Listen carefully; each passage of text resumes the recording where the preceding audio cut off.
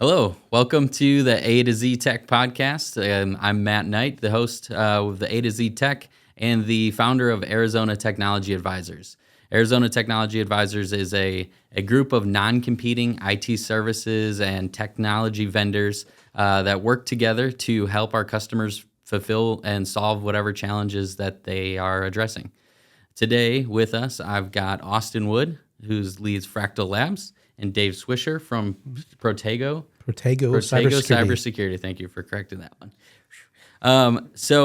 Today two things I want to note. Number one, Onboard IT. We want to appreciate our partner here for letting us use their studio.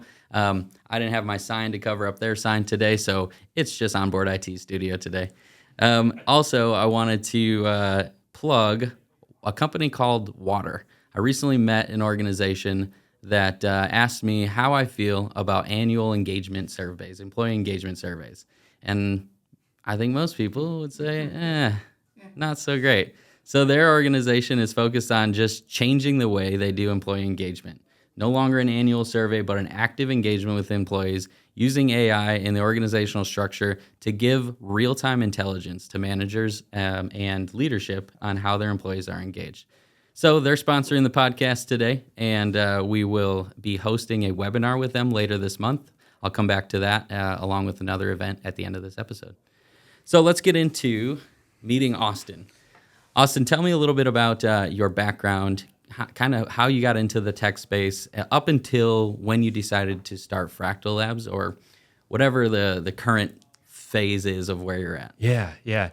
So it's a bit of a winding journey, but my professional career started as a physics researcher. So I was working on a team, very large team of like brilliant people back in the early 2010s, building one of the first quantum supercomputers. They had like the largest grant from the US government to work on one of these projects at the time. And I was doing a very small role in this project. So to do the quantum computer, we had to get rubidium atoms in a very, very cold freezer, very, very close to a quantum computer chip. Okay. And so there are all kinds of aspects involved with that. Like the freezer, when I say very cold, I mean a few micro degrees above absolute zero. Wow. Right? So minus 273 Celsius, I think.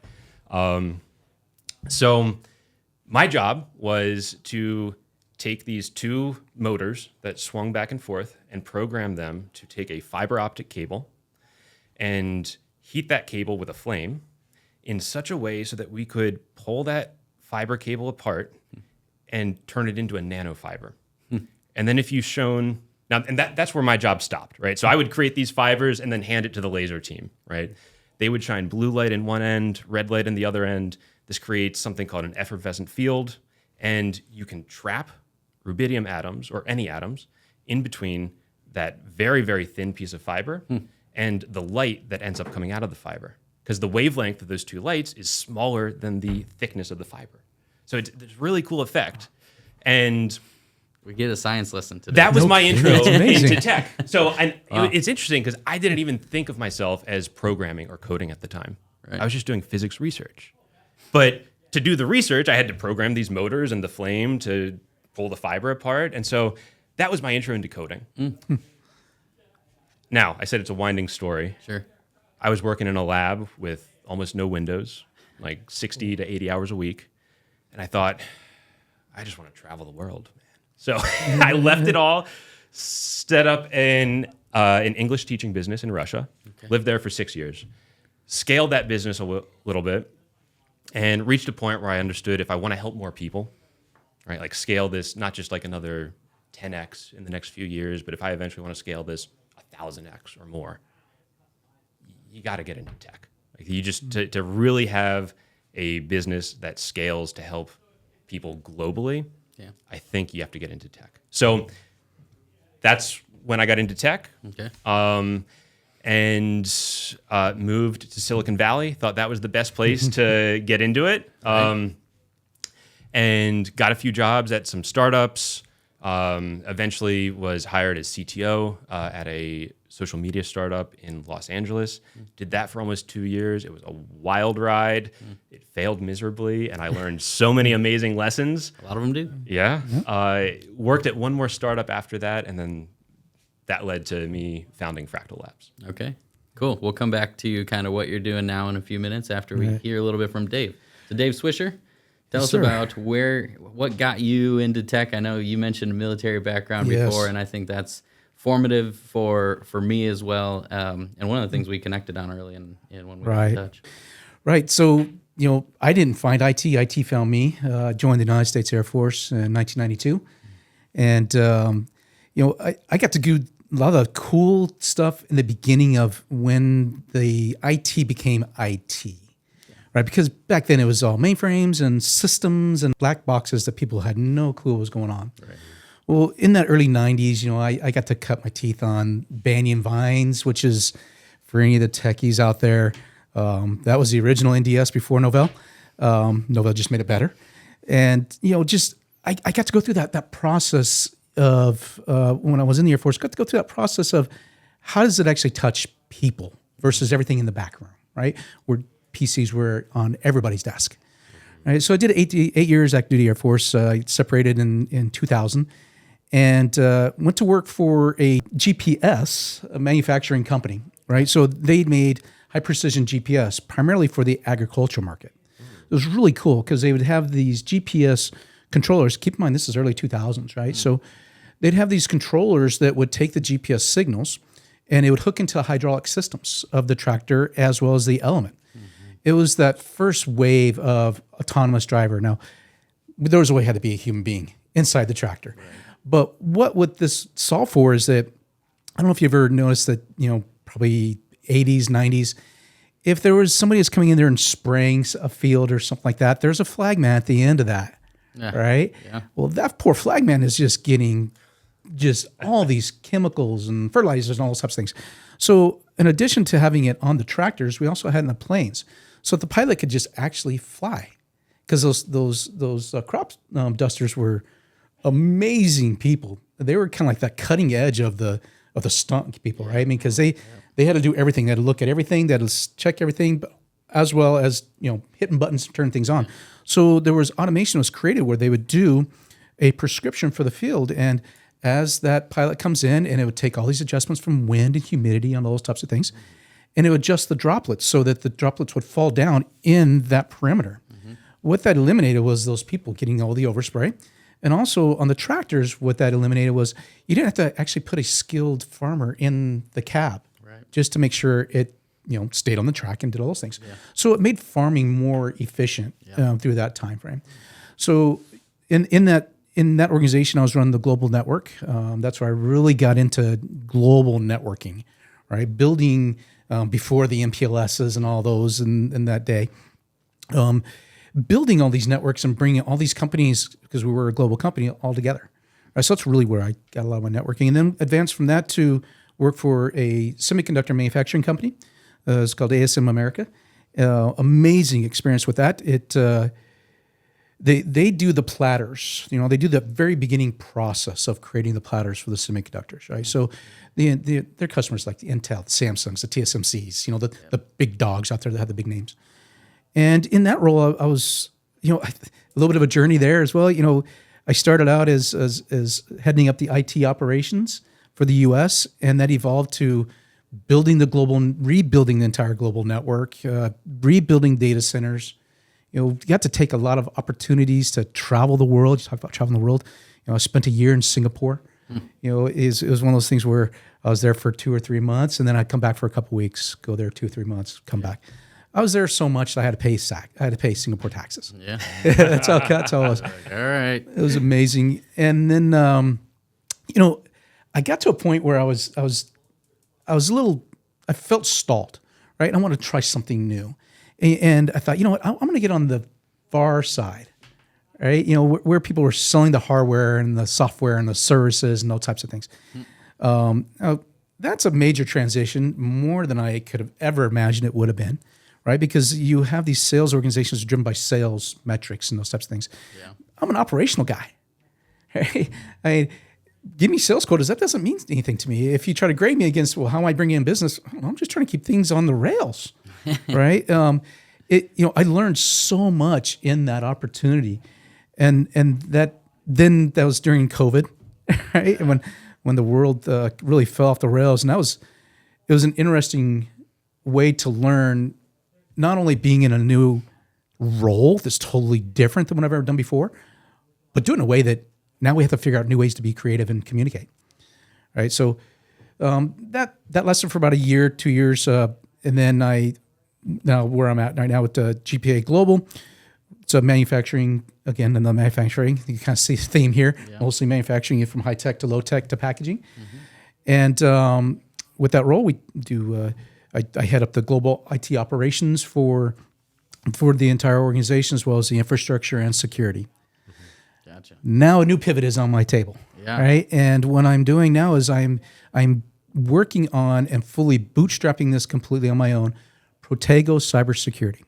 Now, Protego Cybersecurity, what we do and what our vision is we focus on that CISO role. There's a lot of organizations, small to medium business, that need that help. They need the strategy. They need the understanding of what's the right posture for them. There's a lot of frameworks out there, but not all frameworks are created equal, nor should you use them as a recipe, right? So that's where we're at today. That's where I'm at today, is trying to launch Protego Cybersecurity. Okay. And we'll come back to Protego and talk a little bit about the areas that you look to focus on, kind of what your targets are. Great. Austin, let's get a quick overview of Fractal Labs and what you've kicked off, and a little bit about, I guess, some of the business that you've done so far, maybe any of the challenges that you've seen for customers and how you address those. Yeah.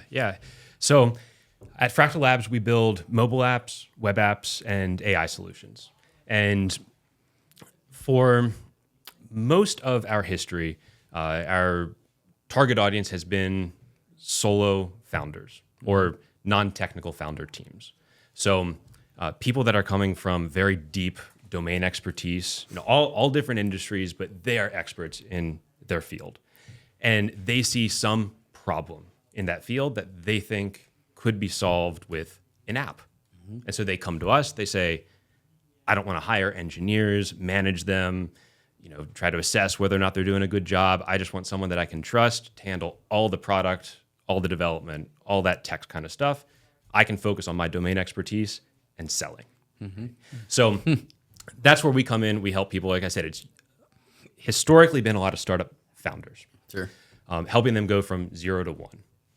And then scale beyond that, of course. Right. Now, recently, like within the last year, we've had a lot more small and medium businesses coming to us because of the AI wave, right? There's all kinds of opportunities and solutions now that are actually affordable for these small and medium businesses. Whether or not the outcome would have been possible a year or two ago, it would have been just way too expensive.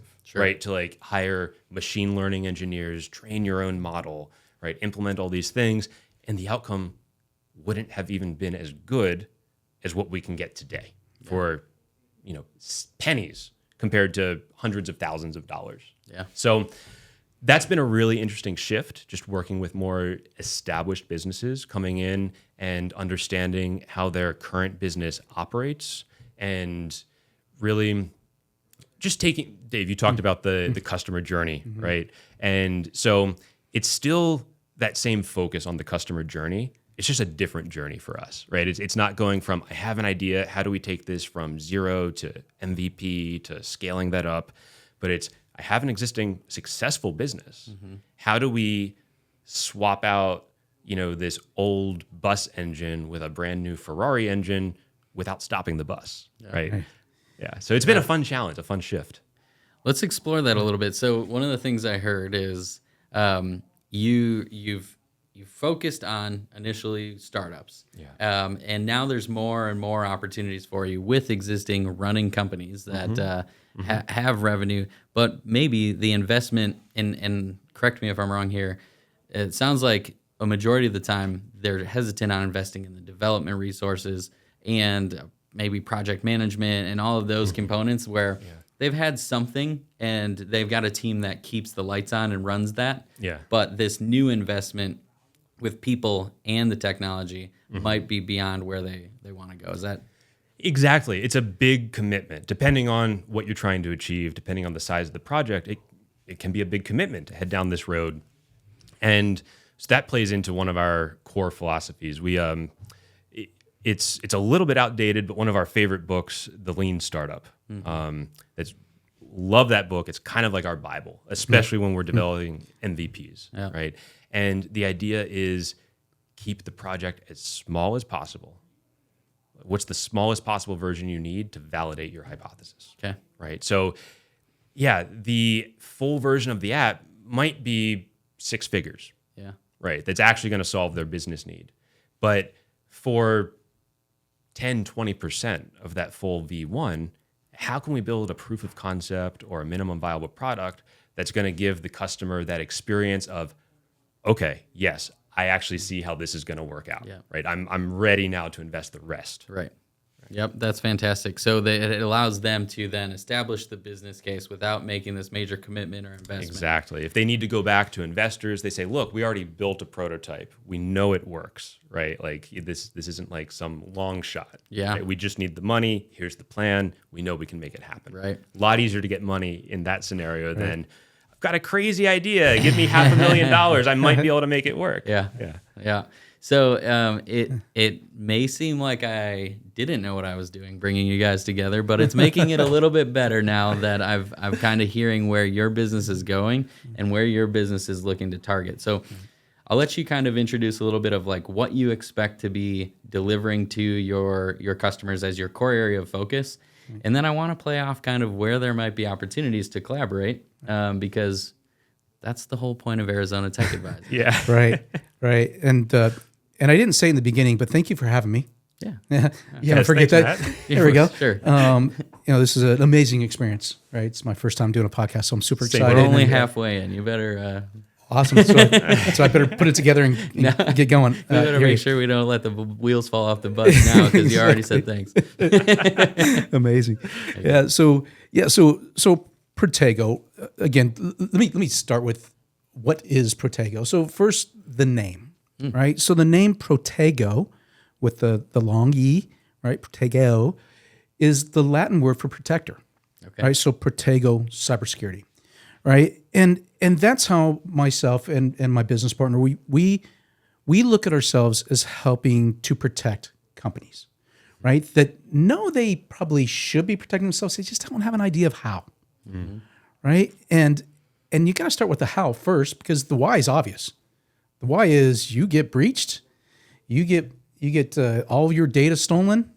Well, either you can go out of business or you can have some amazingly huge fines that may put you out of business. Right. Yeah. So, there's that mindset of, cybersecurity, and in that vein it's an investment. It is absolutely an investment, but it's beyond the investment of just keeping the lights on, right? Because that's part of the challenges that cybersecurity sits within in IT, and I'll get a little bit more to that part of the conversation later.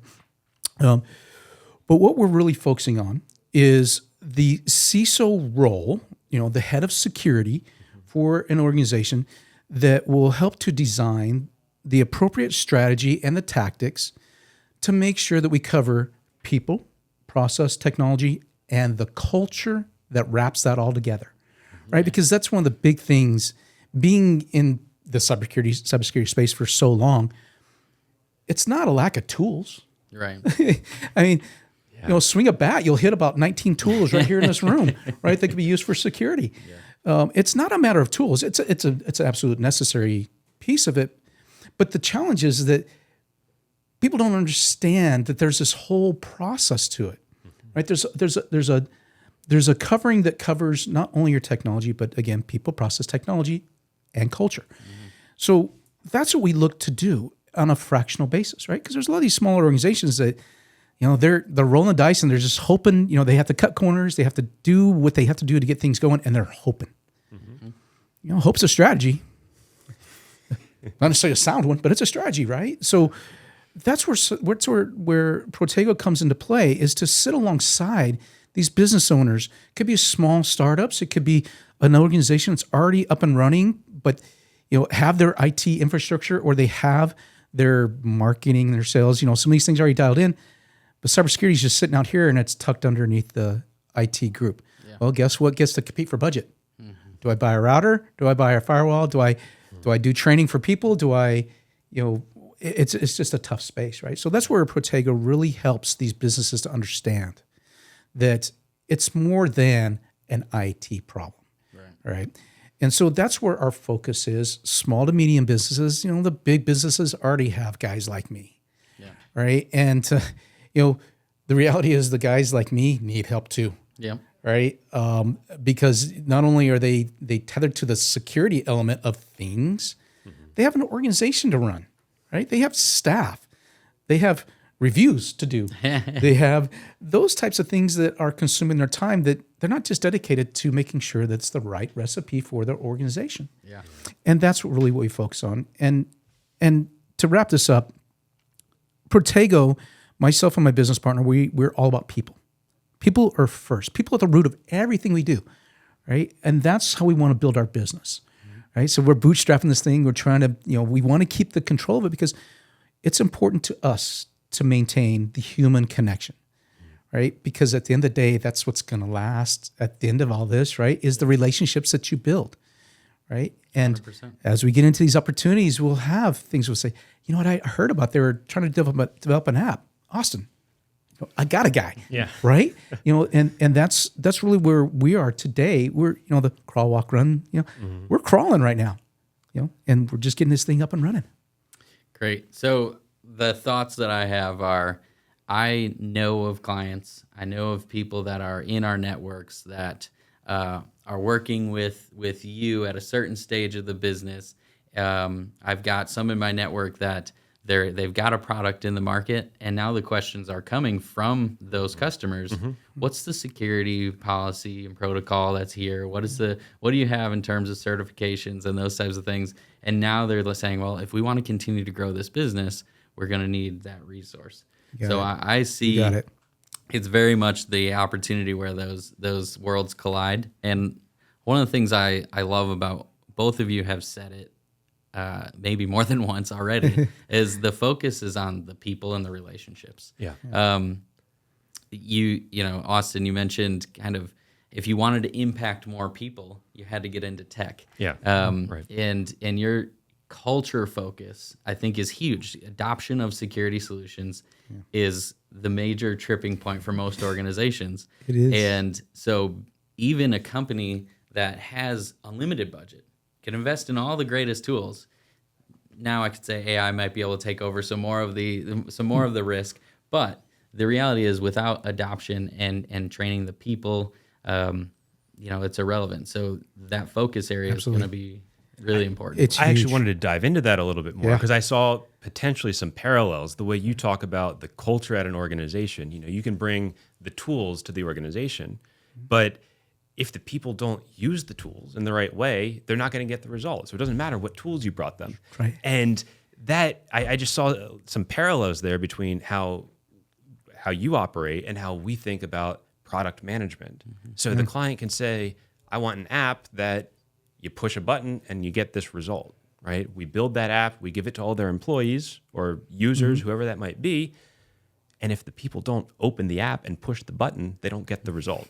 Exactly. The app might be capable of delivering that result when you push a button, but whether they don't know or the button's too hard to find or they're not motivated to go in, there's all kinds of reasons why the tech might technically work, right? But if you don't consider that human aspect, whether that's the culture, the psychology, whatever, that is just as critical as the tools that you're using. 100%.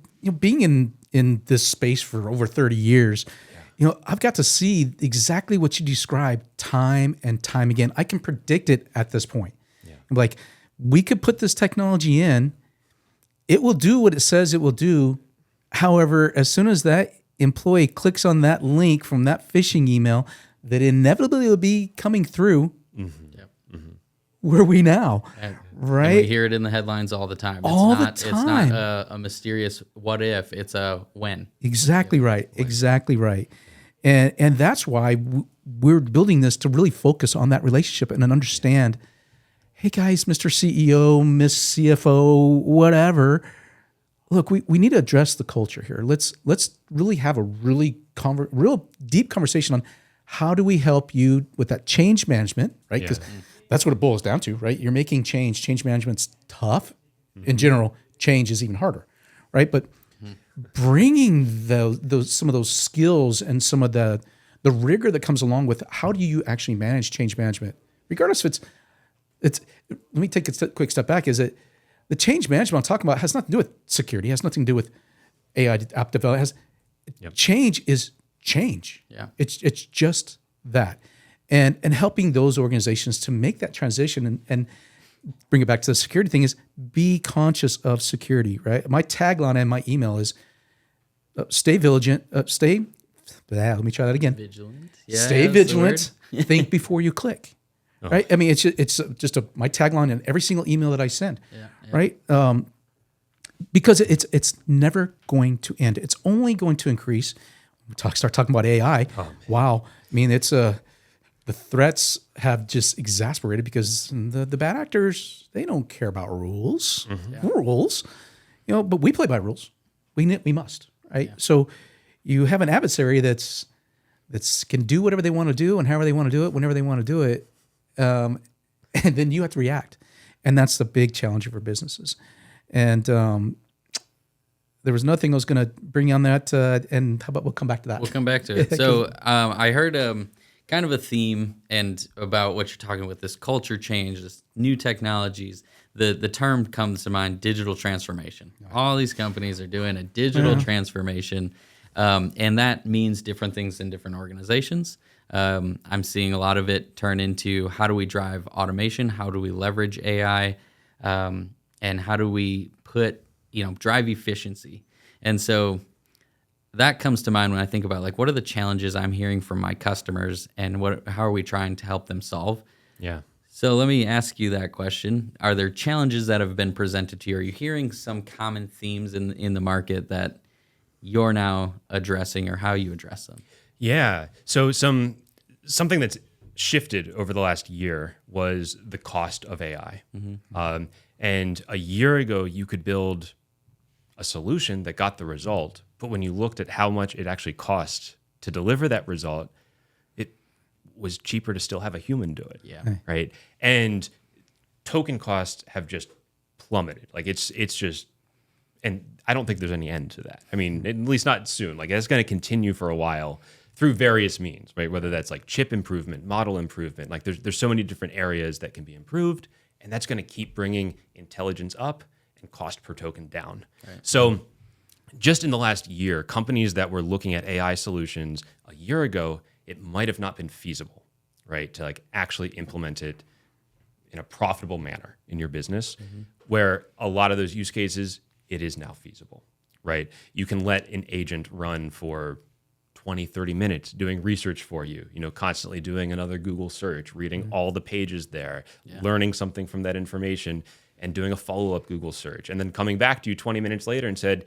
hey, that question you asked me, here's a white paper for you. Yeah. And the cost of that is pennies compared to $10, $20 a year ago. Yeah. That's opening up this. What I hear is often, and what my organization that I work for addresses is, what is the cost of the technology, and how do we look at the future cost and the business case and the business value that we're delivering. Yep. And so that's one of the reasons, like I when I met you, I gravitated towards, okay, here's a guy that I can work with to help offer something that's lower on the spectrum to organizations that are just dabbling and trying to figure it out. And the risk of a high cost of this new development without knowing what the business value was, is tough for a smaller mid-sized organization to address. 100%. So I think a lot of times the conversations that I enjoy having are those, what's your business going to do next? How are we going to help you get to the next level? And from a tech salesperson, most people are like, yeah, we're just trying to sell me something. But the reality is, that's why I do what I do with Arizona Tech Advisors, is because I might not be the person that needs to sell you the thing that I have in my pocket today. Maybe at some point in our relationship we'll get there, but I also want to make sure that I'm driving you towards solution providers that can help you get to that next step, whatever that step is. So thank you for just kind of affirming my thoughts and where I was going with that. And thank you, Matt, because you've connected me and some of my clients already with solution providers that have been very useful. So That's awesome. I always appreciate those connections, whether or not we end up working together or it's just an intro call. And now I've got one more good name in my Rolodex when, that opportunity comes up in the future.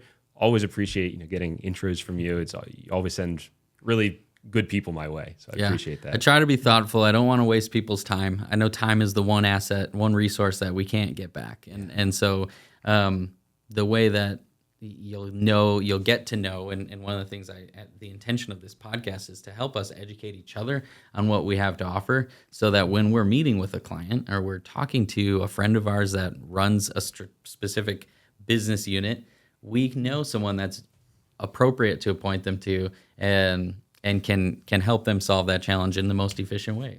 Absolutely. I love that. The way I wrap that one up is I got a guy.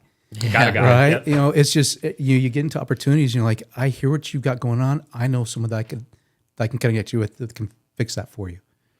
I love being that. I love that AZ Tech is doing that. That's why I was so excited to join because of that. Yeah. Right. And yeah. Thank you. Amazing. That's good. I guess that kind of leads me to an area of questions that I wanted to pose to both of you is, what are the partnerships, or how do you intend to collaborate with people to find those opportunities? What are your thoughts when you? Right. So right now I'm bootstrapping this thing from the ground up. Austin, I know you're in a similar situation, right? We're kind of doing the friends and network, friends and family model, right? Yeah. Just starting to have the conversations with colleagues and just the relationships that we've been able to establish, at least here in the Phoenix Valley, right? My business partner and I, we do have quite a vast network we've been able to put together over the past 30 years, both of us being in the IT space. And that's where we're starting, right? And joining AZ Tech is really my first step of really taking it beyond just the friends and family, even though you're my friend, right? Don't get me wrong. You're still my buddy. We're still going to drink. We're still going to hang. But, it's my first real step into being, hey, this is a real thing now, right? This isn't just beer, conversation over beer, right? This is now becoming a real deal. So one of the things that we're looking to do is to be able to leverage, at least here in the Valley, the human connection and start to develop some opportunities. We also formed our board. Okay. And we have a board of directors that we put together, and it's a mixed bag, and that's on purpose, right? So we have some people on our board that may come from the aerospace industry. We got some people in there that they've been in that industry for 40 years. They just know everybody, right? Everything from Boeing all the way down to the manufacturer that puts the bolt for the ejection seat, right? He just knows that world, right? So we were on purpose with trying to put our board together. We have some other people on our board that come from some of the 3-letter agencies, right, in the government. So, we're trying to cover, I should say, what are the possible verticals we want to operate in? Because the CISOs that we're bringing to the table is very on purpose as well, because we have people that are coming from medical, from the healthcare industry, which is highly regulated, financial, highly regulated. We have CISOs that are coming over from education, right? From either higher ed or K through 12, petroleum industry, everything from the big gas trucks driving them to the gas stations themselves, right? So we purposely threw that net out there and said, okay, let's bring these types of skill sets to the table. And that way it makes it so that we can really operate anywhere, right? Because again, when it comes to cybersecurity, it's everybody needs it. It's just what your flavor that needs to be, or your recipe for your protection may be slightly different than another company that's in another maybe more highly regulated organization. Yeah. That makes sense. That's so great. that's what we're we're doing it. So part of the partnerships, the method that you use is using a board of directors to help you kind of have the industry insights and connections into particular verticals, which is Exactly. that's a good move. I like that. I don't pay them anything yet. Come up with a board of directors. Austin, I think that kind of brings me to: are there verticals that you feel like you have a specialty in, or? Yeah, I'm always apprehensive to say this because, but so well, then don't. Probably We 40. Well, no, I'll mention it. But so yeah, we are very industry agnostic, and maybe 40% of our products have been in the medical industry, so med tech, health tech. So I'm very familiar with that HIPAA compliance, all the security requirements that come along with those apps. Big thing. There's so much money there too, right? So that's makes sense. All of our perhaps all of our non-bootstrapped clients have come from medtech. So makes sense. Yeah. like that's the clients we get that like just got a $50 million Series A investment or something like that. So it's fun to work in that space, and I love working in other spaces as well. Gotcha. Do you have strategic partners or anyone that, I guess you don't have to name any names, but are there particular areas of focus? One that comes to mind is I know a company that does, or a past member of the group that went on to do insurance, cybersecurity insurance, and corporate policies.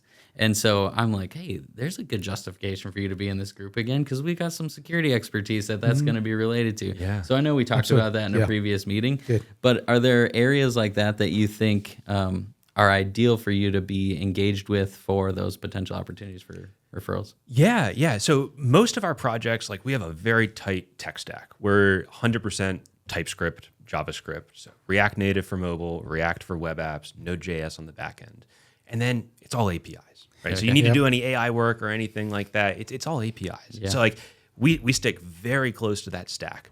Now we have one exception right now. It's still kind of that stack, but just a whole nother behemoth added to the stack. And that is we're building a React app for a mental health clinic in Microsoft Teams. Yeah. Right? Okay. Wow. Yeah. So really, you talk about change management. This is a huge transition for them. They've got about 25 therapists in the Phoenix area. They've got 2 locations.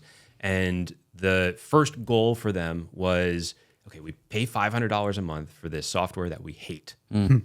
Can we rebuild something and get it into Microsoft Teams, because that's where they already do all their virtual meetings and messaging, calendar, everything. They're like, we Good or bad, Microsoft does a good job of getting adoption. Yeah, exactly. And so that's V1, and then we've been able to handle that for them, right? Because they already had their Microsoft tenant, they had their subscriptions, like everyone was provisioned, already had accounts, all that stuff.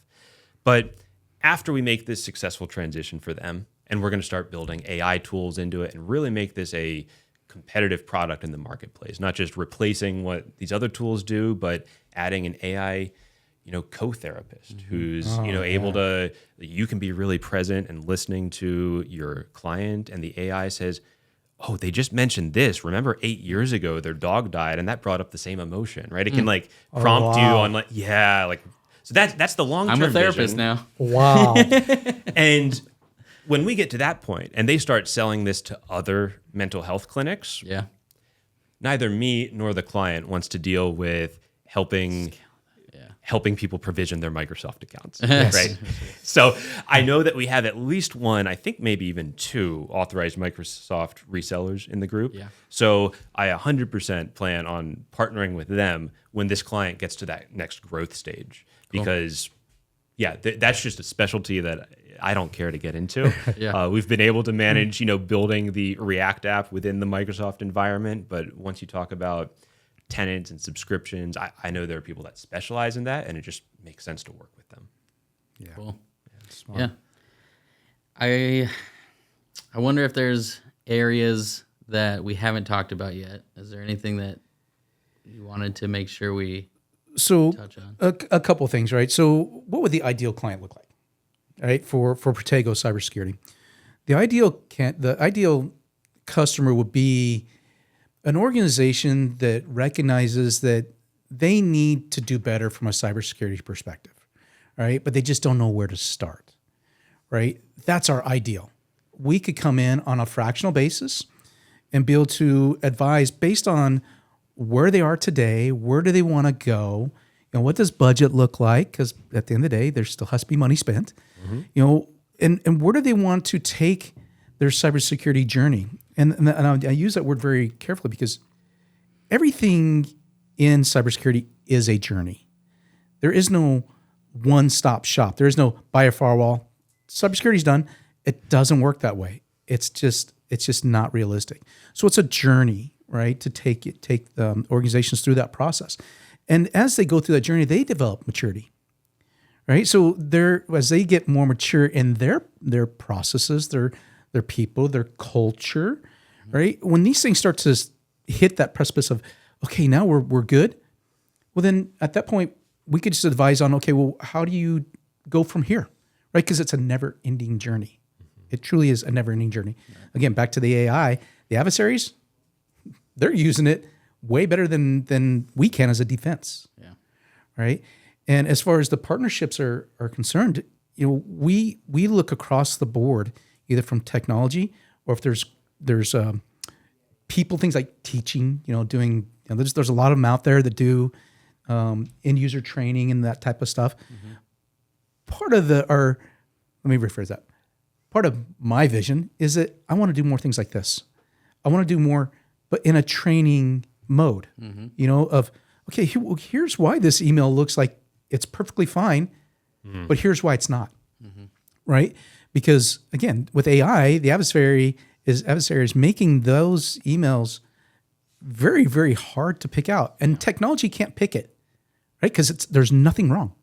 There's nothing wrong with that email. Yeah, if the AI created it, that knows exactly how to get past the AI that's defending against it. And then the people get it in their inbox and a clickety-click and away we go, and all of a sudden credentials are stolen. And let's start with telling people if it sounds too good to be true, it's probably true.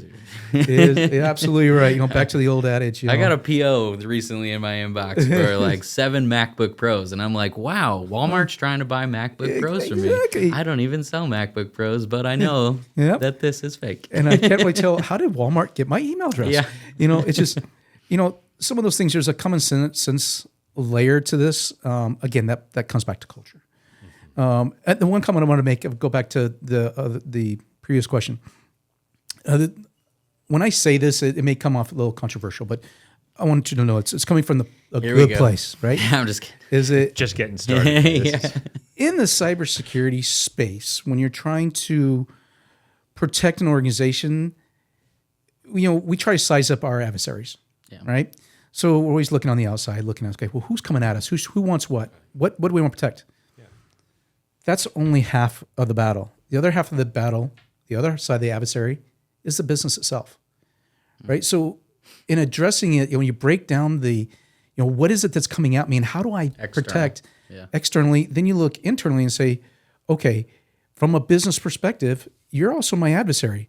How can I help you to change your mind? How can I help to educate you?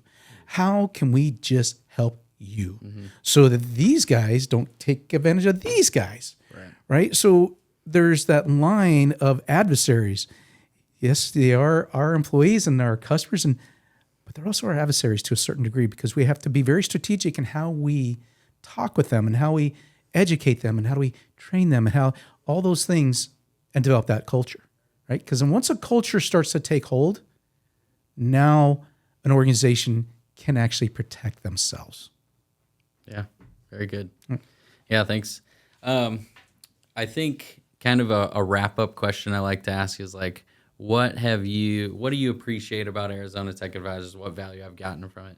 I feel like we pretty much answered that, but I'll give you a chance to add anything onto it. I know you're still really new to the group, so I won't expect you to answer necessarily. But Austin, do you have any? Well, my answer will be very quick. This, This, right? yeah. This is my intro to AZ Tech, and I can't be more happy. Cool, thank you. Yeah. I joined half a year ago, maybe. Just Haven't about. been to all the meetings because I only spend about half my time in the Phoenix area. We live also have a place off grid a few hours north. Very smart. So I do my best to come in, but probably the thing I appreciate the most is the community. I of course appreciate referrals, being able to give referrals. That's always fantastic. And it's just nice to get together, whether it's at the baseball game or our monthly coffee meetings, and just talk to other good people doing interesting things. Yeah. And so Matt, thank you for putting together this community and allowing me and Dave and everyone else to be a part of it. Yeah, I appreciate that. I think to give a little bit of context to the viewers, so the Arizona Tech Advisors meets monthly for those coffee meetings where we get to talk a little bit about, what problems are we solving? What have we learned in the last month? We also celebrate each other's wins when we have those. So that's a great opportunity in terms of like that community. And then those quarterly events are our go-to-market, our client-facing events. So what I've tried to put together essentially is this a customer appreciation event every quarter for our collective customers. Now, when I try to host events in my full-time job, it's hard to get a handful of, more than 5-10 people to come to an event. But when we're each adding an attendee or two from our collective customer account lists or whatever it may be, that fills an event and gets them an opportunity to network with peers that otherwise they wouldn't necessarily get that opportunity. They might go to user groups and find people that work with the same vendors that they work with, but this is an opportunity for them to kind of cross-pollinate, and that's what the intention behind those quarterly events are. The next quarterly event coming up is May 15th. We're doing our inaugural. I'm really hopeful that this really kicks off and gets some good traction, because we're going to do Bring Your Kids to Networking Day. So it's an opportunity for business leaders, not just IT. I've really opened this up to HR and operational leaders to join us for a networking event and bring their high school and older, all the way up to young professionals, still early career children with them. I say children. I hate when my mother-in-law calls me the kids. Yeah. But I guess I tried to find, is there a PC term for your offspring? That just sounds awkward. It does. So it's Bring Your Kids to Networking Day, but we don't really want kids. You said it was 18 years, not 18 months. Yeah, right. I meet that second criteria. But I've had a handful of people reach out and say, like, what age, how young do you want? And I said, we're going to be in a professional networking environment, an opportunity where we're going to actually conduct a couple networking exercises to teach those young professionals and high school and college aged people, what is it like to be in this environment? How do you conduct yourself in this professional networking environment? And we're doing that at the Thunderbird School of Management. The pub at Thunderbird is going to be a great venue for that. So we've got that set up for May 15th. You can go to the Arizona Tech Advisors website and go to the events tab, and you can find information there. Or connect with one of the Arizona Tech Advisors. We've got the information, and we also have a promo code for clients and friends to attend. So that'll help reduce the cost for people that are interested. Last bit, we've got Water sponsoring today, and the webinar coming up from them is going to be on May 28th. I'll post that also on the events page of Arizona Tech Advisors. Right now, it's just on LinkedIn, but you can find us there as well. Arizona Tech Advisors on LinkedIn. And that's how you'll be able to find the members and their profiles there. Thank you, everybody. Have a good one.